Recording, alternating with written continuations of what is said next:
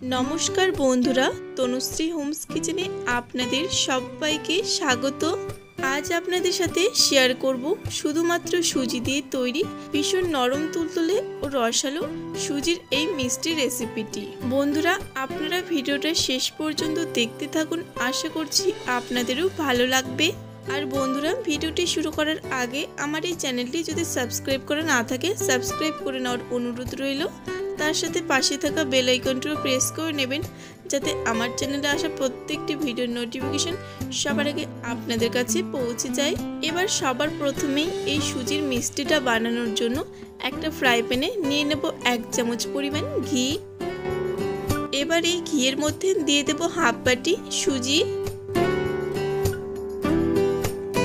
এবার গ্যাসের আঁচটা লো আঁচে রেখে ঘিয়ের সঙ্গে এই সুজিটা ভালোভাবে ভেজে নেব।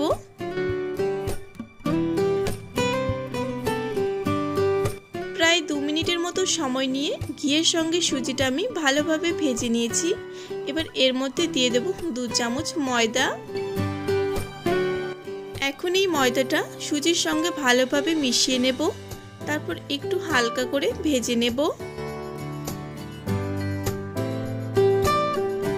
এখানে আমি সবকিছুকে বেশ ভালোভাবে ভেজে নিয়েছি, এর থেকে আর খুব বেশি এগুলোকে ভাজবো না। এবার এর মধ্যে দিয়ে দেব 1 বাটি পরিমাণ জল। এবার গ্যাসের আঁচটা লো আঁচে রেখেই এই সুজিটা জলের সঙ্গে ভালোভাবে নেড়েচেড়ে মিশিয়ে নেব, তারপর একটা শক্ত করে ডো তৈরি করে নেব। সুজির ডোটা তৈরি হয়ে গেছে। এবার এই ডোটা কিছুক্ষণ ঠান্ডা হতে থাক, আর এরই মাঝে আমরা মিষ্টির জন্য চিনির শিরাটা তৈরি করে নেব। এবার একটা কড়াইয়ে নিয়ে নেব 200 গ্রাম চিনি, আর ঠিক যতটা পরিমাণ চিনি নিয়েছি ঠিক ততটাই এখানে জল দিয়ে দেব। তারপর এই চিনিটা ভালোভাবে মেল্ট হয়ে আসা পর্যন্ত অপেক্ষা করব। এখানে চিনিটা ভালোভাবে মেল্ট হয়ে যাওয়ার পর আরও আমি 2 থেকে 3 মিনিটের মতো সময় নিয়ে এই চিনির শিরাটাকে একটু ঘন করে নিয়েছি। এবার এই চিনির শিরাটাকে গ্যাস অফ করে এক সাইডে রেখে দেব। এবার এই সুজির ডোটাও কিছুটা ঠান্ডা হয়ে গেছে। এবার এর মধ্যে দিয়ে দেব 1 চামচ পরিমাণ ঘি। আপনারা চাইলে এখানে ঘিয়ের পরিবর্তে সাদা তেলটাও ব্যবহার করতে পারেন। এবার এই ঘিয়ের সঙ্গে সুজির এই ডোটাকে ভালোভাবে মেখে নেব।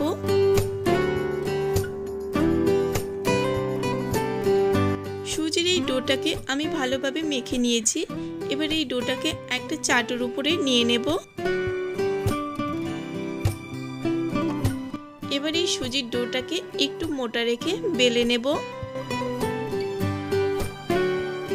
দেখুন বন্ধুরা আমি ঠিক এরকম একটু মোটা রেখেই এই সুজির ডোটাকে বেলে নিয়েছি। এবার সবার প্রথমে এটাকে চৌকো করে কেটে নেব।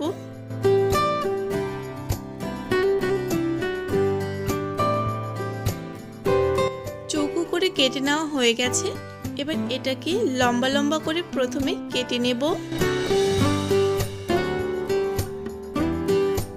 এবার এই লম্বা লম্বা করে কেটে নেওয়া অংশগুলোকে আবারও চৌকো চৌকো করে কেটে নেব।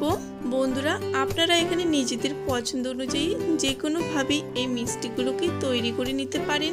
আমি আজকে এই মিষ্টিগুলোকে এরকম চৌকো করে তৈরি করে নিয়েছি। দেখুন বন্ধুরা এখানে আমার মিষ্টিগুলো তৈরি হয়ে গেছে। বাকি মিষ্টিগুলো আমি একইভাবে তৈরি করে নিয়েছি। এবার এই মিষ্টিগুলোকে ভেজে নেব।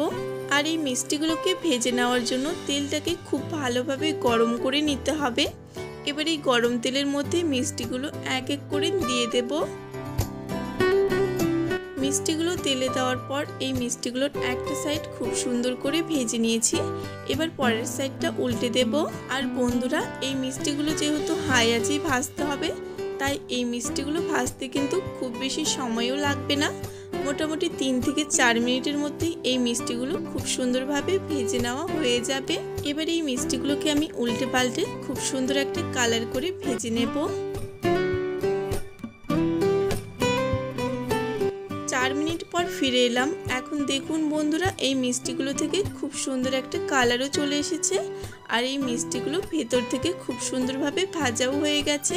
বন্ধুরা আপনারা এখানে নিজেদের পছন্দ অনুযায়ী কালার করে এই মিষ্টিগুলোকে ভেজে নেবেন। এবার এই মিষ্টিগুলো তেল ঝরিয়ে তুলে নেব।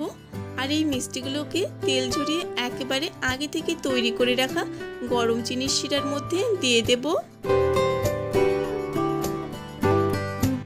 মিষ্টিগুলোকে গরম চিনির শিরার মধ্যে দেওয়ার পরে এখন এই মিষ্টিগুলো একটু চিনির শিরার সঙ্গে উল্টে পাল্টে মিশিয়ে নেব। এই মিষ্টিগুলোকে চিনির শিরার সঙ্গে উল্টে পাল্টে মিশিয়ে নিয়েছি। এবার এগুলোকে এক সাইডে রেখে দেব। এবার বাকি যে মিষ্টিগুলো রয়েছে সেই মিষ্টিগুলো এই গরম তেলের মধ্যে প্রথমে দিয়ে দেব, তারপর উল্টে পাল্টে খুব সুন্দর একটা কালার করে ভেজে নেব। বন্ধুরা, আপনারাও একদিন বাড়িতে এই মিষ্টিটা বানিয়ে খেয়ে দেখবেন। বানানো তো একেবারে সহজ এই মিষ্টিগুলো, আর খেতে কিন্তু ভীষণ মজার হয়। বাড়ির ছোট থেকে বড় সবার কিন্তু খুবই পছন্দ হবে। আর বন্ধুরা, আপনারা কোন কোন রেসিপির ভিডিও দেখতে চান সেটা অবশ্যই আমাকে কমেন্ট বক্সে জানিয়ে দেবেন। আমি চেষ্টা করব প্রত্যেকটি রেসিপি একদম সহজ পদ্ধতিতে তৈরি করে দেখানোর। এখানে আমি বাকি মিষ্টিগুলো এই চিনির শিরার মধ্যে দিয়ে দিলাম। এবার এই মিষ্টিগুলো চিনির শিরার সঙ্গে উল্টে পাল্টে মিশিয়ে নেব। তারপর এই মিষ্টিগুলোকে আধ ঘন্টার জন্য ঢেকে রেখে দেব। আর এই আধ ঘন্টার মধ্যেই কিন্তু মিষ্টিগুলো চিনির শিরাটা খুব সুন্দরভাবে স্যুপ করে নেবে।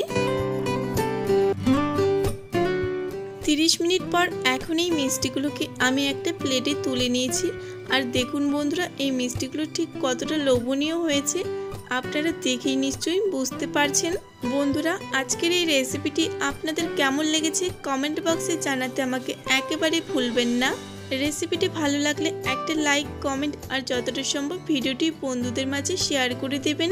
ভিডিওটি শেষ পর্যন্ত দেখার জন্য সকলকে অসংখ্য ধন্যবাদ। সবাই ভালো থাকবেন, সুস্থ থাকবেন।